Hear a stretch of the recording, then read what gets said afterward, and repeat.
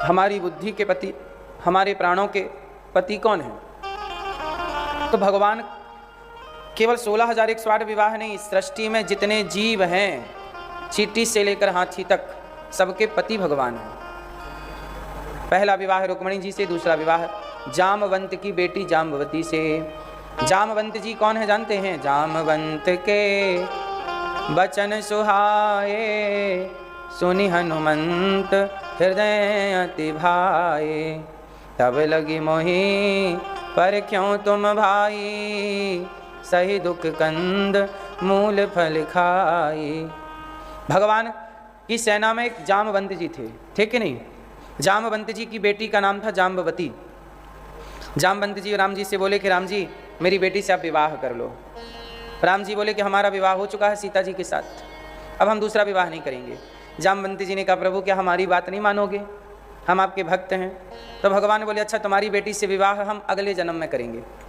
जामवंत जी बोले अगले जन्म में हमारी बेटी थोड़ी रहेगी, वो तो मर जाएगी बूढ़ी होके। भगवान बोले कि तुम्हारी बेटी पर काल का कोई प्रभाव नहीं पड़ेगा, ऐसा हम आशीर्वाद दे रहे हैं। तो त्रेता युग के जाम्बवंत जी द्वापर युग में अपनी बेटी का विवाह जाम्बवती का विवाह भगवान कृष्ण से कराया। तो जो राम हैं, अच्छा राम जी के कुछ काम रह गए, राम जी के कुछ काम क्या हो गए? सारे काम राम जी ने त्रेता में नहीं किए। त्रेता के जितने काम बचे, त्रेता के काम करने के लिए भगवान को द्वापर में कृष्ण बन के आना पड़ा। क्या काम था? जामवंत जी की बेटी को वचन दे चुके थे कि तुमसे विवाह करेंगे। वो वचन को पूरा करने के लिए राम को क्या बनना पड़ा? कृष्ण। और कृष्ण ने दूसरा विवाह जाम्बवती से किया। आसित सत्राजितः सूर्यो भक्तस्य परमः सखा, प्रीतस्तस्मै मणिं प्रादात् सूर्यस्तुष्ट्यः स्यमन्तिकम्। सत्राजित नाम के एक व्यक्ति थे, सूर्य भगवान ने उन्हें अपनी मणि दे दी। उनको मणि का बड़ा घमंड आ गया। उनके भाई प्रसेन मणि पहन के जंगल गए। शेर ने प्रसेन को मार दिया और शेर को जाम्बवंत जी ने मार दिया। भगवान कृष्ण को झूठा कलंक लगा कि इन्होंने मणि चुरा ली। फिर वो जाम्बवंत जी की बेटी से विवाह किए, मणि लाए और सत्राजित को दिया। तो सत्राजित जी ने कहा कि हमें तो लोग कह रहे हैं कि तुमने भगवान को झूठे ही कलंक लगा दिया। तो उस कलंक से बचने के लिए सत्राजित जी ने अपनी बेटी का विवाह भगवान कृष्ण से कर दिया। तो सत्राजित जी की बेटी का नाम था सत्यभामा, जाम्बवंत जी की बेटी जाम्बवती और सत्राजित की बेटी सत्यभामा। चौथा विवाह भगवान कृष्ण का हुआ यमुना जी के साथ। किसके साथ? किसके साथ? यमुना मैया। यमुना मैया भगवान की चौथी पत्नी है। इसलिए भगवान की किसी पत्नी का दर्शन हो ना हो, वृंदावन में आज भी यमुना मैया का दर्शन होता है, चौथी पत्नी भगवान की। आज भी हम सबको भगवती दर्शन दे रही हैं। पांचवा विवाह भगवान का हुआ उज्जैन में मित्रविंदा के साथ। किनके साथ? मित्रविंदा। छठवां विवाह सत्या के साथ, सातवां भद्रा, आठवां लक्ष्मणा। और भौमासुर को मारकर 16,100 कन्याओं को बंदी बना रखा था भौमासुर ने। भगवान ने युद्ध में पराजित किया और कन्याओं को कहा कि घर जाओ। उन कन्याओं ने कहा प्रभु अब आपको छोड़ के कहाँ जाएं? तो जिन्हें कोई स्वीकार करने को तैयार नहीं था, ऐसी कन्याओं को भगवान ने स्वीकार किया, पत्नी बनाया। तो जिन्हें कोई स्वीकार नहीं करता उन्हें भगवान स्वीकार कर लेते हैं। और टोटल विवाह हो गए भगवान के 16,108। इसके बाद क्या हुआ? भगवान केवल विवाह करते हैं ऐसा नहीं, हर पत्नी के साथ भगवान खुश हैं। जैसे आप लोग विवाह कर तो लेते हो, पर विवाह करने के बाद आप लोग परेशान हो जाते हो, बात तक नहीं करते, मुंह बनाए फुलाए बैठे हैं। ऐसे आप थोड़ा हंसा करिए, थोड़ा मुस्कुराया करिए। ज़िंदगी में भगवान अपनी पत्नियों के संग ना कभी वो होली खेलते हैं, कभी दीपावली मनाते हैं और तरह तरह के त्यौहार मनाकर कभी भगवान रुक्मिणी जी के साथ क्रीड़ा करते हैं, लीला करते हैं, खेल कूद करते हैं। जीवन का सुख क्या है? यही आनंद है। जिंदगी मिली है बिंदास जीने के लिए, लेकिन आजकल लोग जीते कम हैं, घुट घुट के मरते ज़्यादा हैं। अच्छा, आज लोग इतने परेशान क्यों हैं? बताओ जरा मेरी माँ, क्यों परेशान हैं? आजकल लोग परेशान इसलिए हैं क्योंकि लोगों की इच्छाएं ज़्यादा हैं। क्या ज़्यादा हैं? इच्छाएं। ये भी मिल जाए, ये भी मिल जाए, ये भी। जरा सोचिए, आप जरा थोड़ी देर के लिए विचार करिए कि आपको कुछ नहीं चाहिए। जरा सोचिए, इमेजिन करिए कि आपको कुछ नहीं चाहिए। जब आपकी कुछ नहीं चाहिए तो आप सुखी होंगे कि दुखी होंगे? आप उसी क्षण सुखी हो जाएंगे जब आपके मन में ये विचार आ जाएगा कि अब मेरे को कुछ नहीं चाहिए, जो है प्राप्त है, जो पर्याप्त है। अब नहीं, जो है ठीक है, दाल रोटी मिल रही है ठीक है, जिंदगी मिली है आनंद को पाने के लिए। लेकिन हम लोग इतना संसार में उलझ जाते हैं कि संसार की उलझन में अपना सुख भूल जाते हैं। हम क्यों आए हैं, क्या करने आए हैं, हमें पता ही नहीं, बस गधों की तरफ फिर रहे हैं, भाग रहे हैं गधों की तरफ। क्यों भाग रहे हैं? ये पाके करोगे क्या? आपको पैसा चाहिए, चलो आप पैसा कमा लो। क्या करोगे पैसा कमा के? घर बनवाओगे और पैसा कमाओगे, पैसे से और पैसा कमाओगे। क्या करोगे उस पैसे का? आपके पास माना कि खूब पैसा आ जाए, क्या करोगे? खाओगे तो रोटी ही ना, पेट भर ही तो खाओगे, सोना तो चबाओगे नहीं। पैसा कमाना बुरा नहीं है, कमाना चाहिए, पर कितना कमाना चाहिए? जितनी जरूरत है। चिड़िया दिन भर घूमती है, जितना उसके पेट में समाता है, जितनी जरूरत है उतना खाती है, बाकी आनंद से अपना मौज करती है। बोलो हाँ।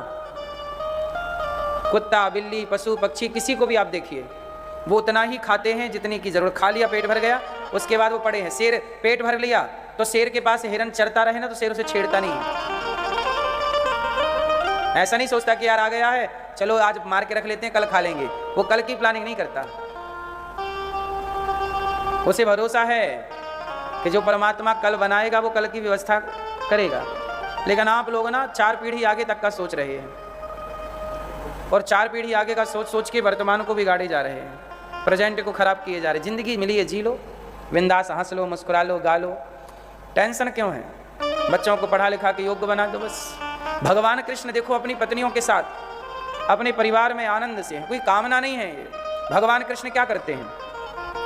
कंस को मारा तो कंस को मार के चाहते तो कंस का, मथुरा का सिंहासन भगवान छीन लेते कि मैं राजा। नहीं, कंस को मारा और कंस के पिता को राजा बना दिया। एक रत्ती सोना चांदी नहीं लिया, जबकि कंस के राज खजाने में कितना सोना चांदी रहा होगा। लेकिन भगवान ने इतना सा नहीं लिया, इतना सा लिया। भगवान बोले मुझे क्या करना, मुझ में काबिलियत होगी तो मैं खुद बना लूंगा। अपने लिए द्वारिका बना तो ली, बताओ। जबकि भगवान कृष्ण ने कितने राजाओं को जीता था, और जबकि नियम यह होता है कि मैं जिस राजा को जीत लूंगा उसका सारा धन मेरा हो जाएगा। नियम तो यही है ना कि हारा हुआ राजा को जीतने वाला राजा जीता है जिसने, उसने सारा धन ले लेना है, राजा वो बन जाएगा। लेकिन भगवान ने इतने राजाओं को जीता, एक का भी धन नहीं लिया। यहाँ तक कि उस जमाने का सबसे पावरफुल राजा कौन था? भगवान कृष्ण के जमाने का सबसे पावरफुल राजा कौन था, बताओ? पता है आपको? कौन? कौन? जरासंध। सबसे पावरफुल कौन था? बोलो। जरासंध सबसे पावरफुल था और सबसे समृद्धवान राजा था। उसका पावर इतना था कि पूछो ही मत। और वो सबसे, कंस का ससुर था जरासंध। हस्ती प्राप्ति इसकी 2 बेटियां थीं, जरा कंस के साथ ब्याही गई थी। बड़ा पावर, बहुत पैसे वाला था, सबको जीत। 20,000 राजाओं को बंदी बना रखा था जरासंध ने। कितने राजाओं को जीता था जरासंध ने? 20,800 राजाओं को। जरा सोचिए कि जरासंध के कारागार में 20,000 राजा थे बंदी, 20,000 राजाओं को जीता होगा, तो सोचिए उसकी दौलत कितनी रही होगी। उस जरासंध को किसने मारा? भीम भैया ने मारा, भगवान कृष्ण ने मरवाया। वो जरासंध वही ना, मर नहीं रहा था तो भगवान ने एक तिनका बीच से फाड़ा, एक को इस तरफ एक को इस, वही जरासंध है ये।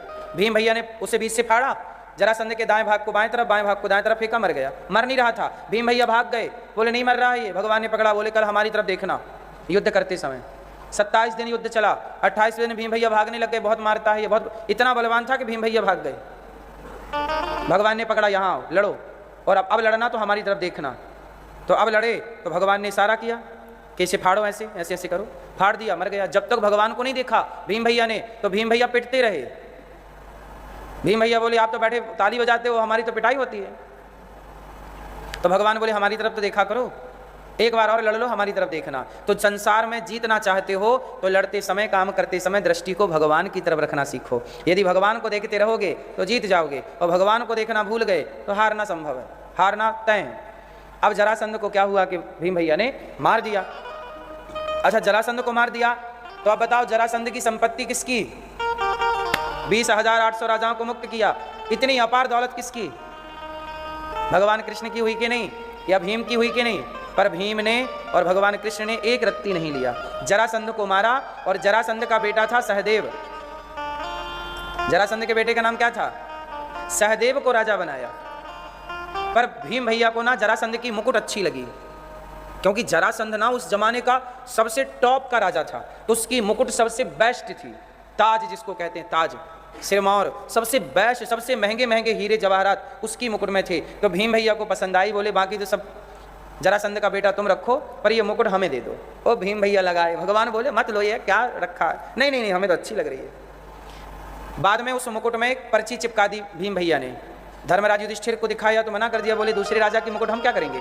पर्ची लिखवा दी कि ठीक है, ये हमारे खजाने में इसलिए रहेगी कि हमारे वंश के बच्चे देखेंगे कि हमने जरासंध को भी पूर्वजों ने हमारे जीता, पर इस मुकुट को पहनना नहीं है। संयोग से वो पर्ची निकल गई और वही मुकुट पहन के परीक्षित जी महाराज जंगल में शिकार खेलने चले गए। वही मुकुट पहन के परीक्षित जी कहाँ गए? जंगल में शिकार खेलने। और वह परीक्षित जो मुकुट पहने थे वह जरासंध की मुकुट थी, और जरासंध था पापी, और पापी राजा की मुकुट जब सिर पर हुई तो उस मुकुट में कलयुग आके बैठ गया। और कलयुग ने राजा परीक्षित जी की बुद्धि भ्रष्ट कर दी, और राजा परीक्षित जी ने उस कलयुग के प्रभाव से एक संत का अपमान कर देते हैं। समीक जी के गले में मरा हुआ सांप डाल देते हैं। तो समीक जी के पुत्र श्रृंगी ऋषि ने परीक्षित जी को शाप दे दिया, इति लंघित मर्यादम तक्षकः सप्तमे हनि। हे परीक्षित, तुमने मेरे पिता का अपमान किया, मेरे पिता के गले में मरा हुआ सांप डाला, जाओ मैं तुम्हें शाप देता हूं कि आज से 7वें दिन तक्षक तुम्हें डसेगा और तुम्हारी मृत्यु हो जाएगी। तो ये जरासंध की मुकुट है। इसलिए कहते हैं ना, बेईमानी का पापी का धन लेना भी नहीं। इसलिए भगवान कृष्ण का सिद्धांत था, वो किसी भी राजा को पराजित करते थे पर उसका 1 रुपया धन नहीं लेते थे, क्योंकि भगवान को पता था कि ये पापी राजा है, और पापी का धन लेके हम क्यों पापी बने? हम पापी का धन लेके क्यों? इसलिए कहते हैं पापी का धन भी नहीं लेना चाहिए, पापियों से दान भी नहीं लेना चाहिए। इसलिए दान करो तो मेहनत की, ईमानदारी की कमाई का करो, भले 1 रुपये दान करो, बेईमानी का दान नहीं करना चाहिए। अब आपने किसी के 1,000 रुपये चुरा लिए, माना कि किसी ने किसी के 1,000 रुपये चुरा लिए और 1,000 में से 100 रुपये दान कर दिया कि चलो जी हम 200 रुपये दान कर देते हैं तो 800 रुपये हमारे साफ हो जाएंगे। नहीं, तुमने चुराया क्यों? जिसका चुराया बेचारा, उसने वो 1,000 रुपये पता नहीं किस चीज़ के लिए रखे हों, बेटी के विवाह के लिए रखे हों। अब कोई बाप अपनी बेटी के विवाह के लिए पैसा जोड़ रहा है, समझो जरा, कि मेरी बेटी का ब्याह करूँगा, पैसे जोड़ रहा है, और आप जाओ और उसके पैसे चुरा के ले आओ। अब बताओ वो पैसे तुम्हें बच पाएंगे? अब आप सोचो कि चलो इससे हम थोड़ा सा दान भी कर दें, नहीं, वो दान भी तुम्हें पाप का भाग देगा, पुण्य का भाग ना मिलेगा तुम्हें। वो बाप तो रो रहा होगा ना जिसने बेटी के लिए रखा होगा, उसके एक आंसू जो बह रहे होंगे वो तुम्हारे लिए नर्क तैयार हो रहा है। इसलिए हमारे धर्म में कहा गया, सनातन में कहा गया, भगवान ने यही सिखाया समझाया कि कभी भी धन के पीछे मत भागो, पैसे कमाओ, ईमानदारी का कमाओ, जितनी ज़रूरत उतना कमाओ, और हाय हाय परेशान ना हो, जिंदगी जी लो। पैसे ही कमाते रहोगे, हंसोगे कब? मुस्कुराओगे कब? कीर्तन कब करोगे? भगवान का भजन कब करोगे? चिंतन कब करोगे? पूरा ध्यान पैसे में है। पैसे हमारी ज़रूरत है, ज़रूरत पूरी होती है, कर लो। तो भगवान के इतने सारे विवाह हुए और पत्नियों के साथ भगवान, बच्चों के साथ भगवान खुश आनंद से हैं। अच्छा मुझे एक बात बताओ, भगवान श्री कृष्ण की इतनी सारी पत्नियां, हर रानी से 10-10 बेटा, 1-1 बेटी, भगवान कृष्ण के परिवार में कितने लोग हैं? 56 करोड़ यदुवंशी। द्वारिका में भगवान कृष्ण के बच्चों को पढ़ाने के लिए टीचर कितने थे पता है? नहीं, द्वारिका में लिखा है ये सब कुछ, हम ऐसे नहीं बोल रहे हैं। भगवान कृष्ण के पुत्रों को पढ़ाने के लिए, पुत्रों के पुत्रों को पढ़ाने के लिए द्वारिका में टीचर थे 3 करोड़ से ज़्यादा, केवल टीचर, गुरुजन जो भगवान के बच्चों को पढ़ाते थे। इन सबको सैलरी देना। भगवान राजा थे, बहुत बड़े राजनीतिज्ञ हैं, अर्थशास्त्री हैं, राजतंत्र चला रहे हैं भगवान। उनकी कही गीता आज तक लोग समझ नहीं पा रहे हैं।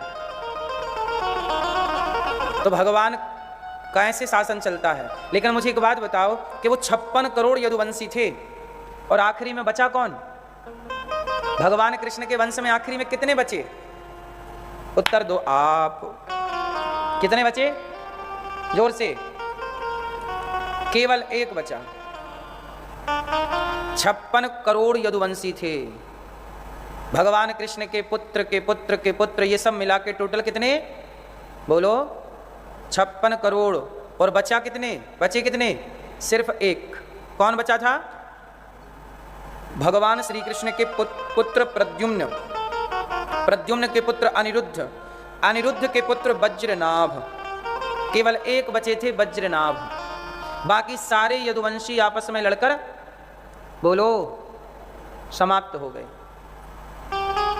क्यों हो गए? क्योंकि भगवान श्री कृष्ण के पुत्र भी संतों का अपमान करने लग गए, ब्राह्मणों का तिरस्कार करने लग गए।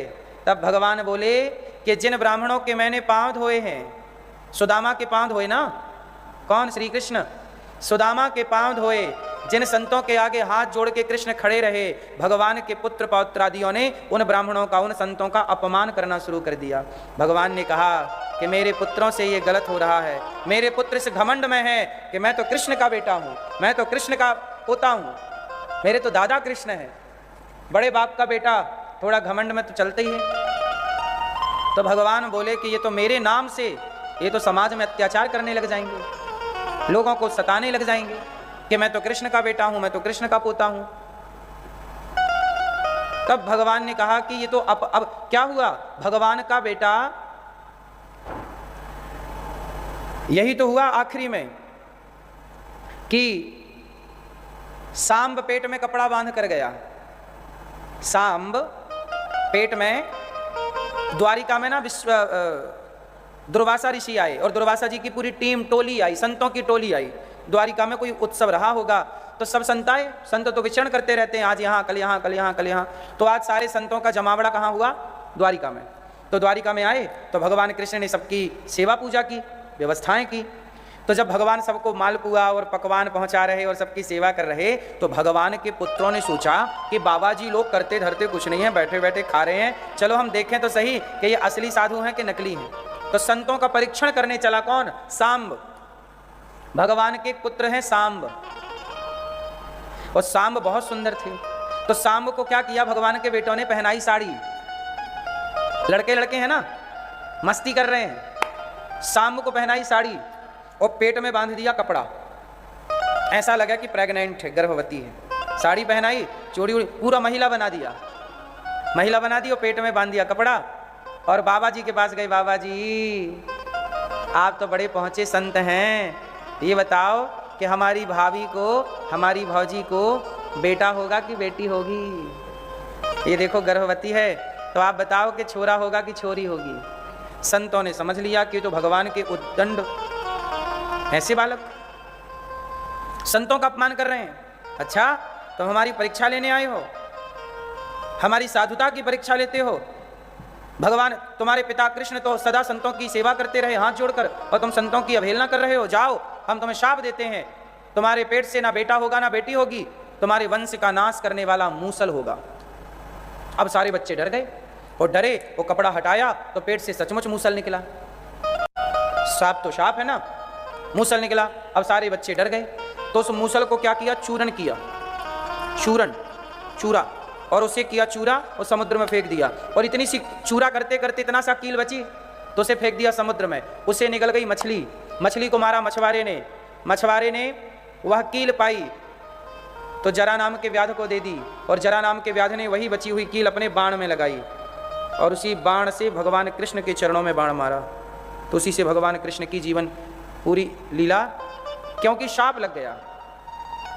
और जो चूरन करके फेंका वही पटेरा नाम की घास हुई, और उसी घास को तलवार की तरह उपयोग करके आखिरी में गांधारी माता के शाप के कारण भगवान कृष्ण के 56 करोड़ यदुवंशी आपस में लड़के मर गए, क्योंकि माता गांधारी का शाप था। तो मैं आपको केवल ये बताना चाहता हूं कि भगवान कृष्ण के 56 करोड़ पुत्र पौत्रादि होने के बाद भी बचा केवल एक। इसलिए कौन रहेगा कौन नहीं रहेगा ये आप लोग और हम लोग डिसाइड नहीं करेंगे, ये डिसाइड ईश्वर करेगा। इसलिए तुम मस्ती से अपना कर्तव्य करते जाओ, काम करते जाओ, चिंतन करते जाओ, बिना तनाव, बिना डिप्रेशन, बिना परेशानी की ज़िंदगी जीते चले जाओ, क्योंकि जो होगा वो तय है। वो क्या है, आप 56 करोड़ यदुवंशी थे पर तय था कि एक रहेगा, तो इतने हो भी गए तो सबको वापस जाना पड़ा कि नहीं? ऐसे ही है, ईश्वर तय करेंगे कि कौन रहेगा और कौन नहीं रहेगा। इसलिए ज़्यादा परेशान होकर ज़िंदगी जीने का नहीं, खुश होकर जीने का, ये सब ईश्वर का खेल है। महाभारत हो रहा है, लड़ो अर्जुन लड़ो, चलाओ तलवार, फेंको भाला, मारो बाण, कौन मरेगा कौन जिएगा तुम बाण मारते रहो, वो हम तय करेंगे कि कौन मरेगा और कौन जिएगा। क्यों? कौन मरेगा कौन जिएगा ये कौन तय करेगा? तुम तो बाण चलाओ। इसलिए साहब जिंदगी तनाव के लिए नहीं मिली है, बिंदास जीने के लिए मिली है। खुश रहिए, हर पल को, हर लम्हे को, हर क्षण को एंजॉय कीजिए, हर पल को जी करके गुजारिए, घुट घुट के मरिए मत। मौत आएगी तो मर भी लेंगे, मौत से पहले मरना क्या। गाए जा खुशी के तराने, ठंडी आहें भरना क्या। गाए जा खुशी के तराने, ठंडी आहें भरना क्या। मौत आएगी तो मर भी लेंगे, मौत से पहले मरना क्या। है ना, मौत आएगी तो मर लेंगे, मौत से पहले क्या मरें। इसलिए जिंदगी भगवान कृष्ण कह रहे हैं बिंदास जियो। भगवान ने अपनी पत्नियों के साथ समय बिताया, बेईमानी कभी नहीं की भगवान ने, कभी किसी का बेईमानी का 1 रुपया नहीं अपनी ओर रखा, राजाओं को जीता, जीत के लौटा दिया। लो, भगवान का काम था केवल पाप को समाप्त करना, और पापी राजा है तो समाप्त कर देते, उसके बेटे को राजा बना देते। भाई तू पाप मत करना वरना तेरे बाप की तरह तेरा भी हाल करूंगा, मुझे तेरी संपत्ति नहीं चाहिए, लेकिन समाज में अराजकता भी नहीं चाहिए। भगवान आए हैं धर्म की स्थापना करने, तुम ठीक ठीक चलो तो भगवान तुम्हारा साथ देंगे, और तुम गलत चले तो तुम्हें मार देंगे, खत्म। रावण ठीक ठीक चलता, क्यों मारते? गलत चला तो मार दिया, और रावण के भाई विभीषण को लंका का राजा बना दिया। राम जी चाहते तो लंका, रावण को मारने के बाद बताओ लंका का राजा कौन बनना चाहिए? लंका के राज्य का अधिकारी कौन है? राम है, जीत गए ना राम। लेकिन राम जी ने लंका से 1 रुपया लिया हो तो बताओ, पूरी लंका का राजा विभीषण को बना दिया, तू संभाल। 1 रुपया नहीं लिया, पैसे के लिए नहीं लड़ाई हुई। ये आक्रांता तो भारत में घुसे तो पैसे के लिए घुसे थे, बोलो हाँ। ये डाकू आए तो पैसे के लिए आए थे, लेकिन हमारे भगवान लड़ाई लड़े थे तो धर्म के लिए लड़े थे, कि रावण जैसा पापी रहेगा तो समाज को परेशान करता रहेगा, इसलिए इसे मारना जरूरी है। और मार के उसके भाई को राजा बना दिया, 1 रुपया नहीं लिया। लड़ाइयां हुई थी, पहले युद्ध कैसे होते थे? धर्म क्षेत्रे कुरुक्षेत्रे, धर्म युद्ध होता था। हमारे यहाँ युद्ध में भी धर्म था, युद्ध भी लालच से नहीं होते थे कि हम तुम्हें मार देंगे तो तुम्हारी संपत्ति हमारी हो जाएगी। बाद में तो युद्ध लालच से होने लगे कि इस राजा को जीत लो तो इसकी रानी भी मिल जाएगी, इसके धन भी मिल जाएगा। ये उद्देश्य कभी नहीं रहा। भगवान ने कभी किसी की युद्ध जीत करके या किसी की पत्नी की और किसी की स्त्री की ओर या किसी के धन की ओर देखा हो, ऐसा कहीं नहीं। भगवान राम ने भी लंका जीत ली। और सुनो, राम ने बाली को जीत लिया, बाली को मारा तो बाली को मारा तो बाली का राज्य किसका? राम का। पर बाली के भाई को राजा बनाया, सुग्रीव को, 1 रुपया नहीं लिया। तू अधर्म कर रहा है बाली, तूने अपने भाई की पत्नी के साथ गलत किया। जब तू अपने भाई की पत्नी के साथ गलत कर सकता है तो समाज में और बहन बेटी के साथ तू क्या करेगा? दुर्योधन को मारा, दुर्योधन तू भरी सभा में अपनी भौजाई के, भाभी के कपड़े उतार सकता है तो समाज में और स्त्रियों के साथ क्या करेगा? इसलिए इन सब अधर्मियों को मारा है, अधर्म को नष्ट किया है और धर्म की स्थापना करते चले। जिस जिसको राजा बनाते चले उसको ज्ञान देते चले कि जीवन ऐसे जीना है, धर्म से चलना है। विभीषण को धर्म का पाठ पढ़ाया। अब लंका कल तक अधर्म से चल रही थी, अब वही लंका धर्म से चलने लग गई। किष्किंधा कल तक अधर्म से चल रही थी, अब वही लंका धर्म से चलने लग गई। क्योंकि भगवान ने पहले सुग्रीव हो, विभीषण हो, अंगद हो, सबको पहले धर्म का पाठ पढ़ाया। पहले धर्म का पाठ पढ़ो, धर्म पर चलो, फिर राज मिल जाएगा तो राज को धर्म से चलाना। पैसा पाने के पहले धर्म को जान लेना जरूरी है, क्योंकि पैसा आया और धर्म को नहीं जाना तो उस पैसे से आप अधर्म करने लग जाओगे। पर पैसा आके पहले धर्म को जान लोगे तो पैसा आएगा तो धर्म से चलोगे, धर्म से चलाओगे। सही है कि गलत है? तो ये हमारे कृष्ण की नीतियां हैं, ये हमारे भगवान के विचार हैं, ये हमारे भगवान का काम है। ये कथाएं केवल सुनने सुनाने की नहीं है, जीवन में उतारने की हैं, सीखने की हैं, बच्चों को समझाने की, बेटा तुम्हें भी जीवन ऐसे चलाना है। तो भगवान श्री कृष्ण पूरे लीला कर रहे हैं, पूरी लीला कर रहे हैं संपूर्ण राजाओं को, जो गलत गलत राजा हैं। अब जैसे एक और राजा था, उसका नाम था, भगवान श्री कृष्ण ने उसको मारा, वो नकली भगवान बना घूमता था, उसका नाम था पौंड्रक। क्या नाम था? पौंड्रक।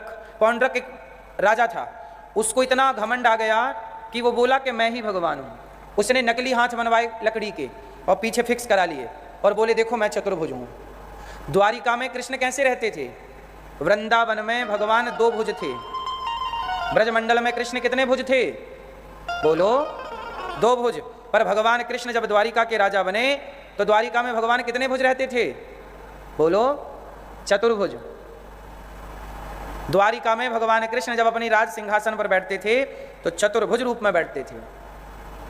द्वारिका में भगवान भगवान की तरह रहते, जबकि वृंदावन में ब्रजमंडल में भगवान मनुष्यों की तरह सामान्य बालक की भांति रहते। बात समझ में आई?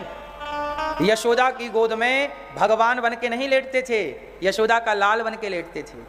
गोपियों के संग भगवान बन के माखन ना चुराते थे, सामान्य बालकों की तरह लीला करते थे। लेकिन वही सामान्य बालक भगवान श्री कृष्ण जो सामान्य लीला ब्रजमंडल में करते, वही जब भगवान द्वारिका गए तो द्वारिका में भगवान चतुर्भुज रूप में रहा करते थे। भगवान भगवान की तरह रहते थे, वहां मनुष्य की तरह नहीं रहे भगवान। द्वारिका की लीला मनुष्य लीला नहीं है, ब्रजमंडल की लीला मनुष्य लीला है, मनुष्य की तरह। द्वारिका की लीला कैसी है? द्वारिका की लीला भगवान की लीला है। वहां भगवान ने अपनी भगवत्ता प्रकट की और भगवान भगवत्ता के साथ रहते थे, पर ब्रजमंडल में छिप के रहते थे। छिप के मतलब कि कोई ये ना जान पाए कि हम भगवान हैं। करेंगे लीला, गोवर्धन उठाए, ये लीला गोवर्धन उठाना कोई मनुष्य का तो काम था नहीं, उठाएंगे तो भगवान, लेकिन छिप के रहते हैं। वो ये शो नहीं करते कि मैं भगवान हूँ, पर भगवान द्वारिका में ये शो ऑफ करते हैं कि हाँ मैं भगवान हूँ, द्वारिकाधीश हूँ मैं, अर्थात चतुर्भुज रूप में। तो इन्हीं की कॉपी किया पौंड्रक नाम के राजा ने। पौंड्रक ने अपने लिए नकली, उसके 4 हाथ तो हो नहीं सकते थे, क्योंकि 4 हाथ तो केवल भगवान के हो सकते हैं। भगवान कृष्ण जब प्रकट हुए तो तमद्भुतम बालक मम्बुजेक्षणम चतुर्भुजम शंख गदायुधायुधम। जब भगवान कृष्ण प्रकट हुए देवकी के यहाँ तो भी चतुर्भुज में थे। यशोदा के पास गए तो 2 भुज हो गए, फिर द्वारिका आए तो फिर चतुर्भुज हो गए। तो पौंड्रक नाम का राजा बोला कि मैं भी 4 हाथ वाला हूँ, तो उसने 2 नकली लगवा लिए हाथ और शंख चक्र ले लिया झूठे ही, और चक्र भी वो नहीं, गणेश जी में नहीं लगता गोल गोल चक्र घूमता रहता, वो मशीन वाला लगवा लिया अपने हाथ में, बोले मेरा चक्र ये है, और नकली भगवान बना घूमता और भगवान कृष्ण को गालियां देता। सोचिए, भगवान कृष्ण के जमाने में भी नकली कृष्ण थे, पौंड्रक जैसे नकली बनना चाहे, भगवान के टाइम पर भी नकली भगवान थे, तो आज इस कलयुग में भी नकली भगवान है। आप लोग किसी को भी भगवान बोल देते हो, आप लोग किसी को भी क्या बोल देते हो? अरे हमारे गुरुजी तो भगवान हैं, ये तो भगवान हैं, ये तो भगवान, ये भगवान, ये भगवान, ये भगवान। सुनो मेरी माँ, भगवान जैसे केवल भगवान हैं, भगवान कोई भी नहीं हो सकता। मैं और आप कभी भगवान नहीं हो सकते। हो सकते हैं क्या मेरी माँ? भगवान जैसे केवल भगवान हैं, जिनके पांव लक्ष्मी जी दबाती हैं वो भगवान हैं, वो नारायण, वो कृष्ण, वो राम भगवान हैं। हम तो भगवान के पांव की धूल भी नहीं है। आजकल मंदिर बनाते हैं लोग बाबा जी के कि ये बाबा जी भगवान, ये बाबा जी भगवान। याद रखिएगा, मुसलमान कभी नहीं कहता कि आप अल्लाह हैं। क्यों? वो किसी मनुष्य को अल्लाह का दर्जा देते हैं? अरे आप तो हमारे अल्लाह हैं, नहीं, मुसलमान कभी नहीं बोलता। लेकिन हिंदू, अरे आप तो हमारे भगवान हैं। किसी ने 50,000 रुपया दे दी, अरे आप तो हमारे भगवान हैं। इसलिए मुसलमानों के 52 कंट्री है, 52 देश है, क्योंकि उन्होंने अपने सिद्धांत के साथ समझौता नहीं किया। मुसलमान कभी किसी व्यक्ति को नहीं कहता कि ये अल्लाह है, कहता है? बोलो। लेकिन आप लोग कोई भी, अरे आप तो भगवान है, अरे आप तो भगवान है। अरे मतलब भगवान को आपने इतना हल्का बना लिया, इतना सस्ता बना लिया। कोई भी भगवान बन सकता है हिंदुओं में। जब कोई भी भगवान बन सकता है, हर धातु सोना हो सकती है, तो सोने की महत्ता खत्म हो जाएगी। क्यों मेरी माँ? क्या हर धातु सोना हो सकती है? क्या लोहा भी सोना हो जाएगा? लोहा भी सोने के भाव बिकेगा? बोलो मेरी माँ। लोहा लोहा सदा लोहा रहेगा।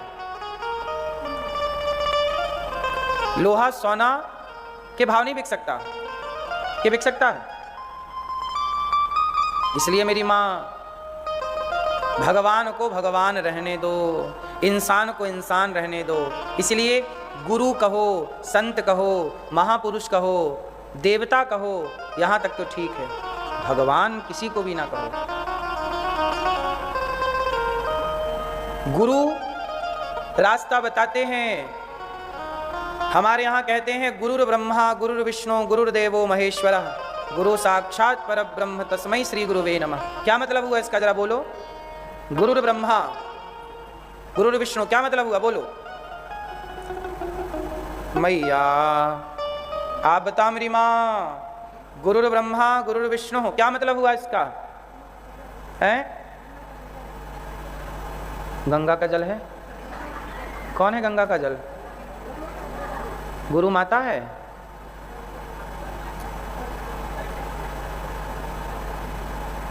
मैया गुरु, लोग कहते हैं गुरु ब्रह्मा हैं, गुरु विष्णु हैं, ऐसे नहीं बोलते। इसका अर्थ ये है कि गुरुर ब्रह्मा, ब्रह्मा ही गुरु है। गुरु ब्रह्मा कैसे? जैसे ब्रह्मा सृष्टि को उत्पन्न करते हैं, ऐसे गुरु आपके भीतर भक्ति को उत्पन्न कर रहे हैं, ज्ञान को प्रकट कर रहे हैं, इसलिए ब्रह्मा के तुल्य हैं। सत्संग करा के भक्ति का पालन कर रहे हैं, इसलिए विष्णु के तुल्य हैं। गुरु विष्णु हैं। जैसे शंकर जी संहार करते हैं, ऐसे आपके अज्ञान का हरण कर लेते हैं गुरु जी, इसलिए शिव के तुल्य हैं। गुरु शिव के तुल्य हैं, गुरु शिव नहीं है। गुरु विष्णु के तुल्य है, गुरु विष्णु नहीं है। गुरु ब्रह्मा के तुल्य है, ब्रह्मा नहीं है। गुरु भगवान के तुल्य है, पर भगवान, बोलो।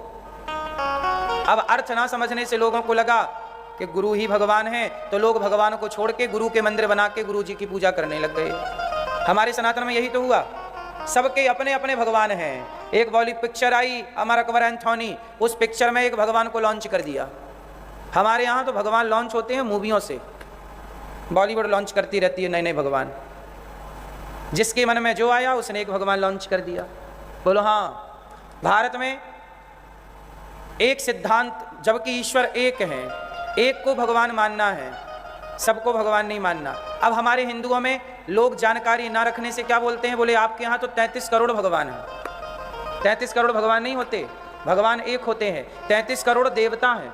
और देवता कौन है? ये संसार की, जैसे प्रधानमंत्री एक है पर मंत्री बहुत सारे हैं। ये उद्योग मंत्री, ये खाद्य मंत्री, ये जल मंत्री, ये रेल मंत्री, ये फलाने मंत्री। तो मंत्री इतने सारे इसलिए हैं क्योंकि विभाग बांटना पड़ता है। ऐसे देवताओं का, अग्नि देवता है तो अग्नि का विभाग अग्नि देवता का, वरुण देवता है तो जल का विभाग वरुण देवता का, वायु देवता है तो वायु का विभाग वायु देवता का। तो ये सब देवता है। तो देवता हमारे यहाँ 33 करोड़ हैं।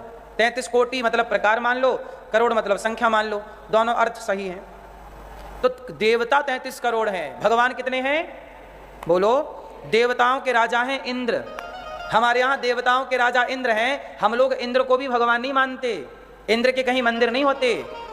हमारे यहाँ देवताओं के राजा की पूजा नहीं होती। जो देवताओं के राजाओं के राजा हैं, ऐसे इंद्र तो भगवान एक चुटकी बजा दे ना, ऐसी एक चुटकी बजा दें तो करोड़ इंद्र खड़े हो जाएं भगवान के सामने। ऐसे करोड़ों इंद्रों को चुटकी में पैदा करने वाले और करोड़ों इंद्रों का चुटकी में संहार करने वाले हम भगवान नारायण की, कृष्ण की पूजा करते हैं। कोई देवताओं की पूजा भी यहाँ पर भगवान के रूप में नहीं होती। इसलिए हनुमान चालीसा में एक चौपाई है, और देवता चित्त न धरें, किसी को चित्त पर धरने की जरूरत नहीं है। एक ईश्वर है, एक भगवान नारायण। वह नारायण ही राम है, वह नारायण ही कृष्ण है, वह नारायण ही श्री हरि हैं, विष्णु हैं, नरसिंह हैं, वामन हैं, धन्वंतरी हैं। वही है एक, वही है शिव। हरि हरि और न भेदा।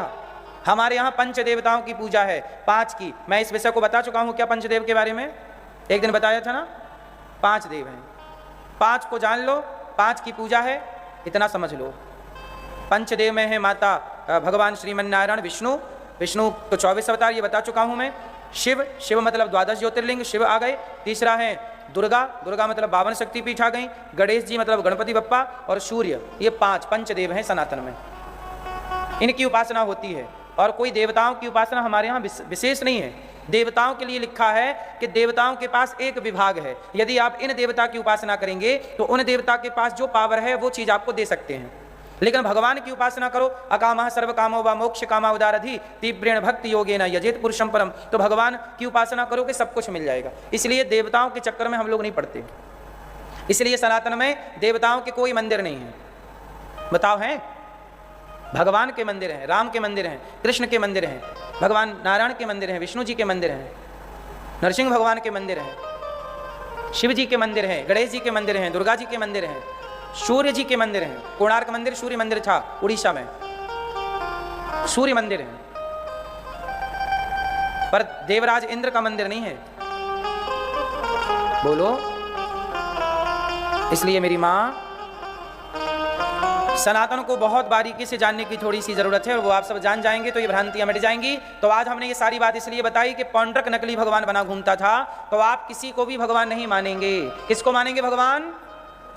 कौन है भगवान? जोर से। कौन है?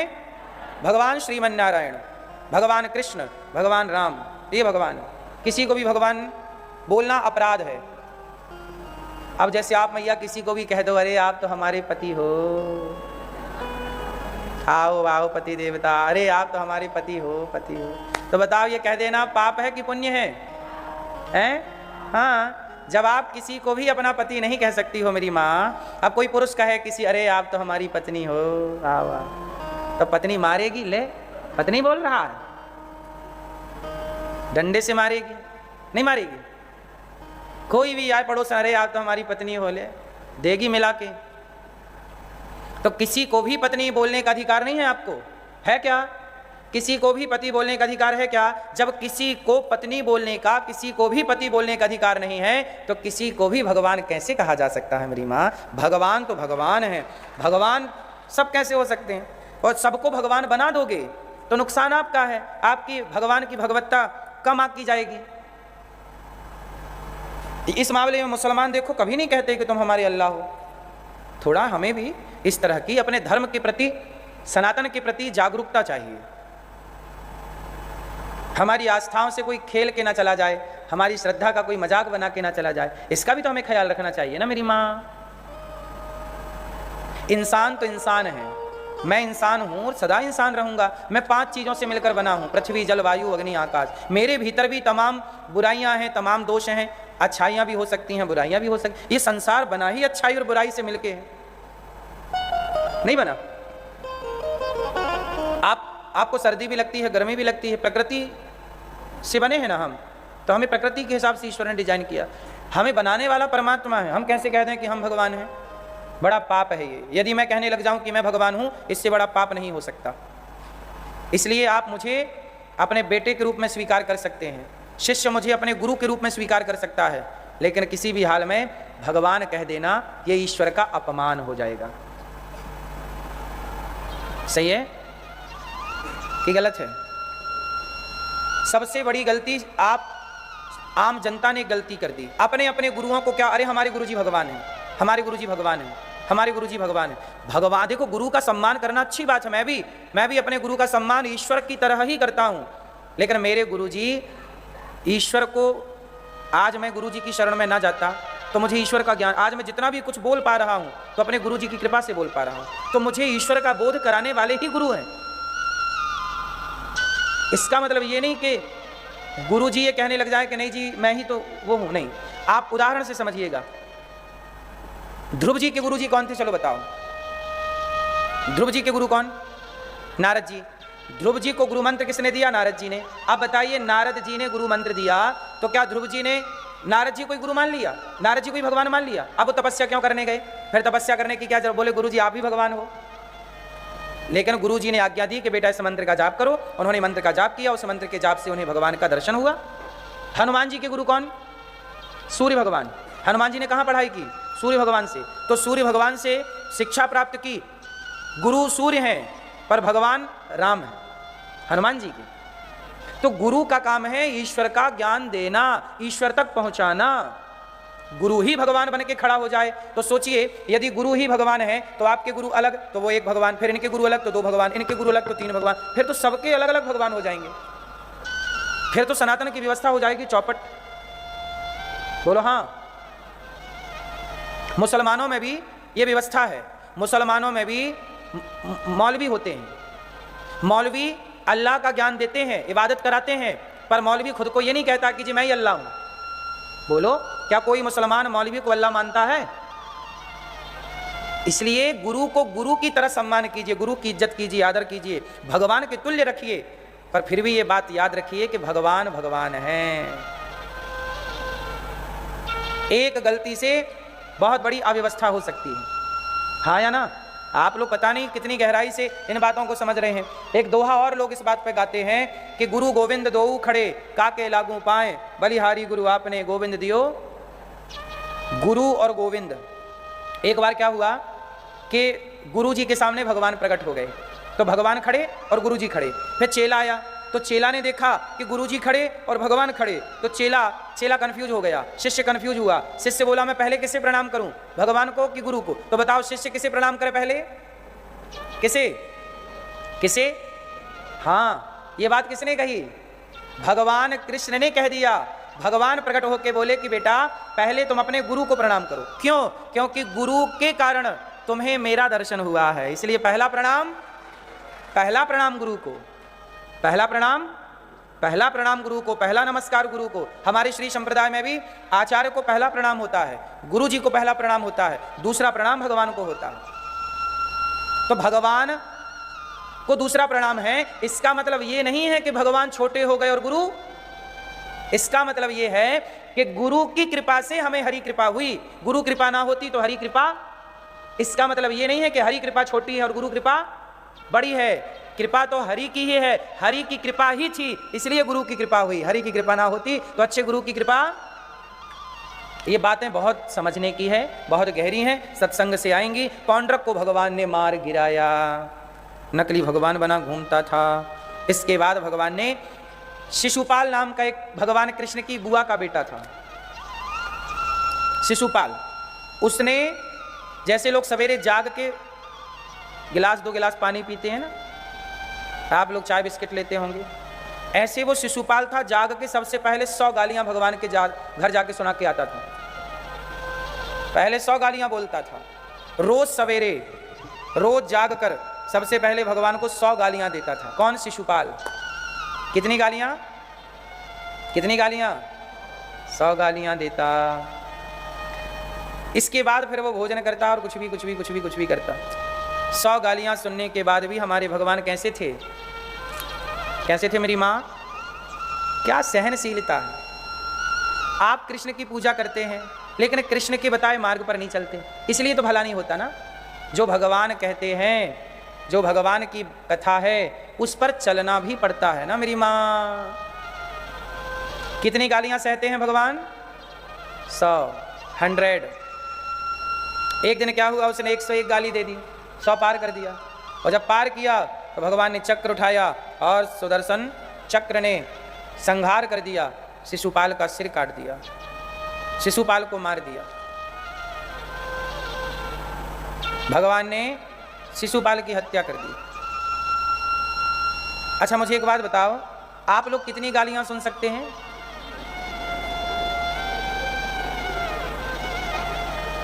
कितनी गालियां सुन सकते हैं आप? एक भी नहीं।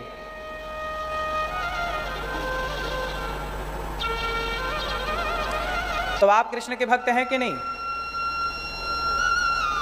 हैं? तो हमारे कृष्ण तो 100 गालियां सुन लेते हैं, तो आप तो एक भी नहीं सुनते। भगवान कृष्ण कहते हैं कि हमें सहनशील होना चाहिए। क्या होना चाहिए? संसार में रहोगे, समाज में रहोगे तो गालियां भी सुननी पड़ सकती हैं, पड़ेंगी कि नहीं? और एक बात और बताएं, बुरे आदमी को गालियां नहीं सुननी पड़ती, गालियां हमेशा भले आदमी को सुननी पड़ती हैं। जो अच्छा करेगा उसे गालियां मिलेंगी, जो बुरा करेगा उसे कोई गाली क्यों देगा? शराब पी के गंदी नाली में कोई पड़ा है, उसे कोई गाली ना देगा। लेकिन आप कुछ अच्छा करने लग जाइए, समाज की सेवा का काम करिए, लोग आपको गालियां देंगे। बोलो हाँ।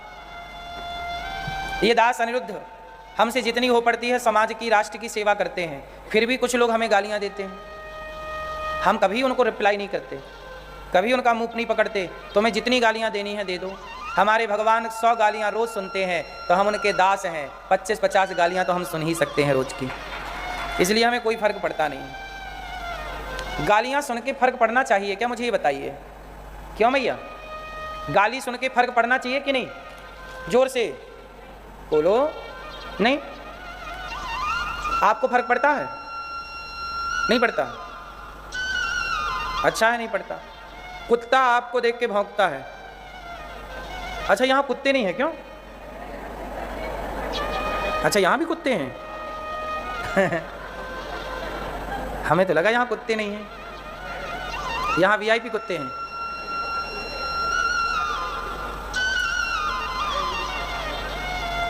तो कुत्ते का काम है भौंकना, क्योंकि उसका स्वभाव है। बिल्ली का काम है म्याऊं म्याऊं करना, वो उसका स्वभाव है। तो कुछ लोग होते हैं जो आपको गलत बोलते हैं, आपको गाली देते हैं, आपका अपमान करते हैं, आपको जलील करते हैं। क्यों कर रहे? क्योंकि बेचारे उनका ये स्वभाव है, इसलिए उनका स्वभाव है। हम क्यों परेशान हो? कुत्ता भौंकता है, हम परेशान नहीं होते क्योंकि उसका स्वभाव भौंकने का है। आप हमें गाली देंगे, हम परेशान नहीं होंगे क्योंकि हमें पता है कि आपका ये स्वभाव है। और बबूल का स्वभाव है, बबूल के कांटे का स्वभाव है चुभना, और गुलाब का स्वभाव है महकना, पुष्प का स्वभाव है महकना। ये अपना स्वभाव नहीं छोड़ सकता, बबूल अपना स्वभाव नहीं छोड़ सकता, कुत्ता अपना स्वभाव नहीं छोड़ सकता, तो दुष्ट व्यक्ति अपना स्वभाव कैसे छोड़ सकता है? और जब दुष्ट अपना स्वभाव नहीं छोड़ता तो हमें उसके मुंह नहीं लगने चाहिए। यदि हम उसके मुंह लग गए तो उसमें और हमें अंतर क्या रह जाएगा? बोलो, कुत्ता हमें देखकर भौंके और हम भी कुत्ते को देखकर भौंके, तो कुत्ते में और हम में अंतर क्या रहेगा बताइए? अंतर रहेगा? उत्तर दो मेरी मां। इसलिए दूसरों के हिसाब से नहीं चलना चाहिए। अब आप लोग क्या करते हो, जैसे देखो आज आप खुश हैं, आज आप हैप्पी, आज आप खुश हैं, अपनी पत्नी के साथ, बच्चों के साथ आप घूमने जा रहे हैं, खुश हैं कि तभी किसी ने आकर आपको एक धक्का मार दिया, और धक्का मार के बोलने लग गया, गाली गलौज करने लग गया। तो अब आप क्या हुआ, आप पत्नी के साथ अच्छे मूड में, बच्चों के साथ अच्छे मूड में घूमने जा रहे थे कि किसी ने धक्का मार दिया और 2 गाली देके भाग गया। अब आपका मूड हो जाएगा ऑफ, दिमाग खराब। आप बताइए, उसके चक्कर में आपका पूरा दिन खराब हो जाएगा कि नहीं? बोलो हाँ।